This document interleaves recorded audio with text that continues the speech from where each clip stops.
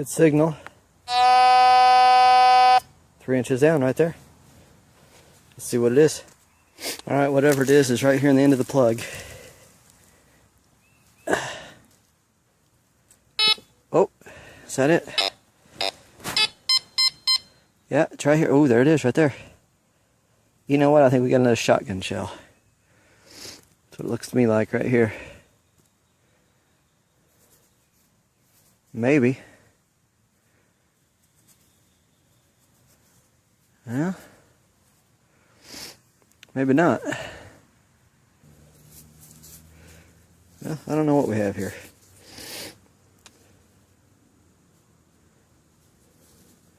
Be the right size of a ring, wouldn't it? But I don't think it is. If it is, it'd be a great find. I'll clean this up and let you know what I find out. Alright, something's in the plug. Right about here. Oh, it's in my hand. Oh, there it is right there.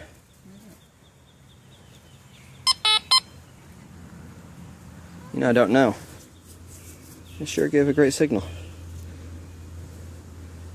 That was actually reading in the 80s, low 80s, 81, 82. Alright, that's it. Alright, got a button here, down about 4 inches, and it gave a huge signal. I got excited because it looked gold, but I don't think it's gold. It's got a pattern on it.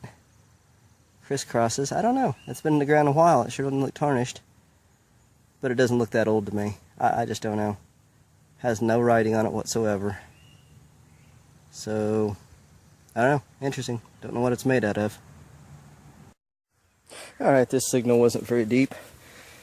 And just stuck the shovel in the ground here and saw something pop up in the shovel. Haven't really looked at it yet, but looks like it's, I don't know. The end of it's appears to be brass with something iron screwed into it. I don't see any writing on it. And I'm not going to be able to get much off of this until I clean it up more. So I will clean this up more and show it to you in a wrap up. Alright, got something in the hole. And it looks like it could be copper and round. Right? Oh, right there. Oh. Well, wait a minute. I thought that was going to be a coin. It's too bubbly. Maybe it's a button. Yeah, it's really thin.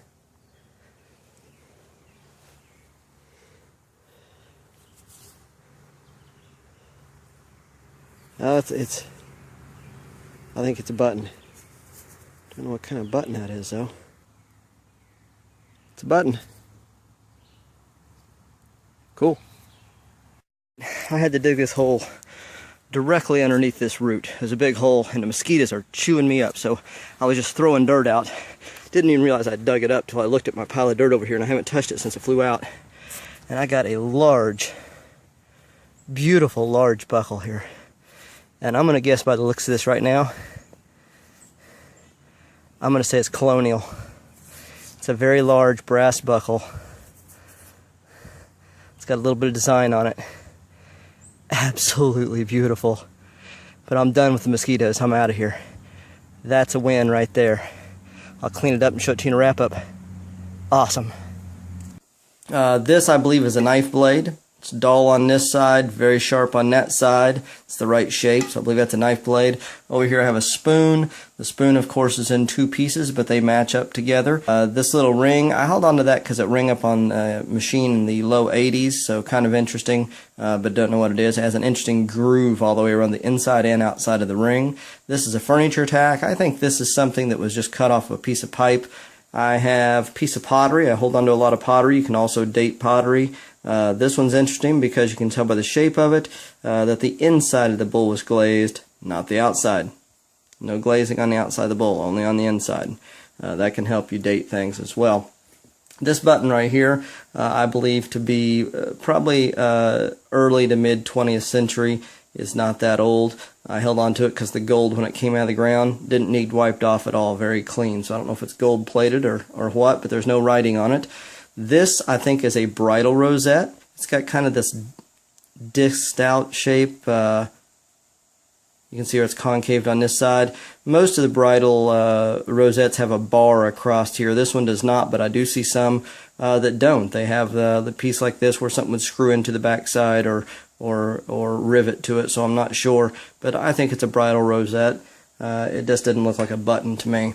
This piece was interesting. It broke when I cleaned it. The iron piece broke off. It was like this. The iron piece screws through this brass piece. So I would have said a drawer pull, and it still might be. I'm not sure. This iron piece is just kind of long and has a big end on it, but I can't tell if it's round on the end or just rust. Hard to tell sometimes. Now, of course, the prize is the shoe buckle. It's made of a copper alloy. It has a fixed spindle here with a short tooth, a little bit of a design on it, not much.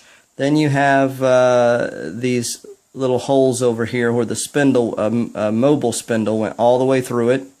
That also had a single tooth, which is very important. And you can see where the single tooth hit the buckle, right above my thumb right there. So if I can get that real good. But you can see that it was hit with a single tooth, not a forked tongue. And that's important when it comes to dating the buckle. There you can see it right there. The single tooth hit it there instead of a forked tongue. And that's important because when you start dating shoe buckles, I did a little research. You can go to a website called www.ukdfd.co.uk. Mine is closer to the way these are made with the single tooth rather than the forked tongue, or as you see up here, the forked tongue. The forked tongue is mostly mid to late 1700s, possibly even early 1800s. It tells us that with the single spike, known examples with this shape date from the 1690s and continue until at least the 1720s. The slightly larger, squarer forms are from the early 18th century. So I think that's what mine is, early 18th century, probably around 1720 to 1740 range. That would be my guess. My home was built in 1735, so that helps me a little bit with the guess. But it did have the single spike.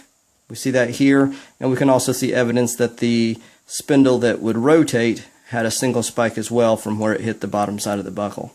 So, Colonial shoe buckle. That's it. Thanks for watching.